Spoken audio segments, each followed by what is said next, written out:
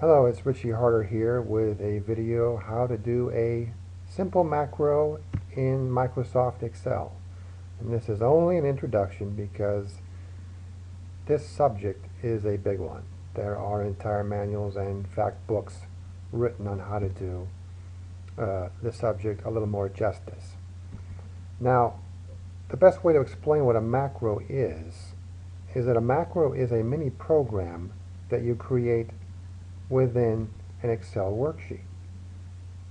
It's nothing more than a series of commands given in a certain order that Excel remembers.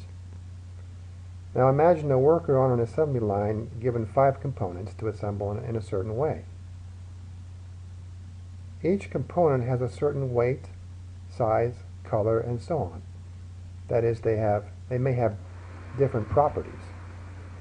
Then you give that same worker on the assembly line a different set or kit of components, and those components may have different properties than the set before. It's still 5 components put together in the same way, that is, the same sequence of commands, but each component may be different from the first kit or set of components in terms of color, weight, size, and so on. The worker on the assembly line is still performing the same number of operations with the same number of components, but the result may be different, and it may look entirely different. Okay, now let's get started with the macro. I'm going to show you the macro in its most simple form. I'm going to add up these numbers. The sum will appear here. Then I'm going to multiply the sum times this number. The product will appear here. I will copy and paste the product over here and turn that red, and that will be the macro. I'll do the same thing for this set of cells and the same thing for this set of cells using the macro after it's made. Now the first thing we do is, in the version of Excel that you're using, find your macro section. With mine, I click what's called Developer. And over here is a macro section. Now, first you want to click Use Relative References, which is kind of like an index. That's where your macro starts. That's where the macro remembers the starting point. And I'm going to use my reference point is going to be the first number here, and over here it'll be the first number here after I made a macro. So I'm going to record the macro. First I click Use Relative References.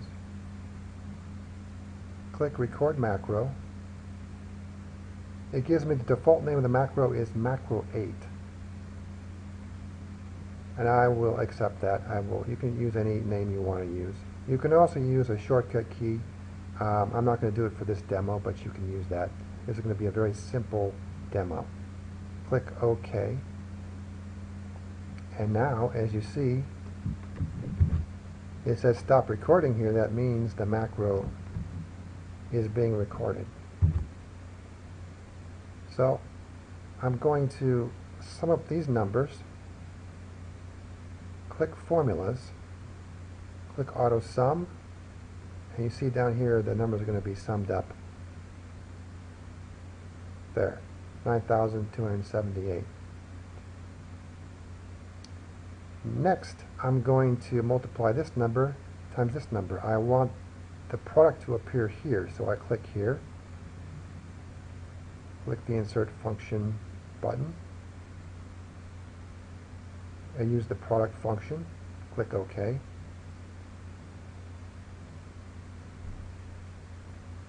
Now my first number is going to be this one. Click it. My second number is going to be this one. Then I click OK, and the product is 9,000, or rather 92,780. Now I'm going to copy this and paste over here. Right click, paste special. I don't want the formula, so I just want to paste in the value. Okay. Next I want to turn this number red, so there. Go back to the macro section, stop recording. So my macro has been made. Let's see if it works over here. This will be my reference point here. My relative reference. Let's see if it works. Is it going to work? I choose macro 8.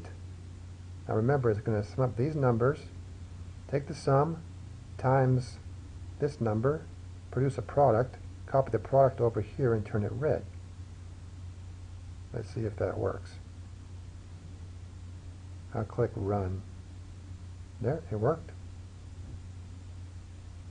Do the same thing here. Click macro, macro 8, run. Same thing here. Run. Now, you could have also used a shortcut key, which would make it easier. You don't have to click these buttons and tabs and so on. And remember, every time I use the first number here as a relative reference. And that's pretty much how macros work. Imagine if you had to do this for hundreds of items, hundreds of sets of data. You can also have made the macro much more lengthy and have done maybe 5 to 10 of these all together and recorded all that. You can do 10 at a time or 50 at a time. And that's pretty much how macros are done. Until the next video, bye-bye.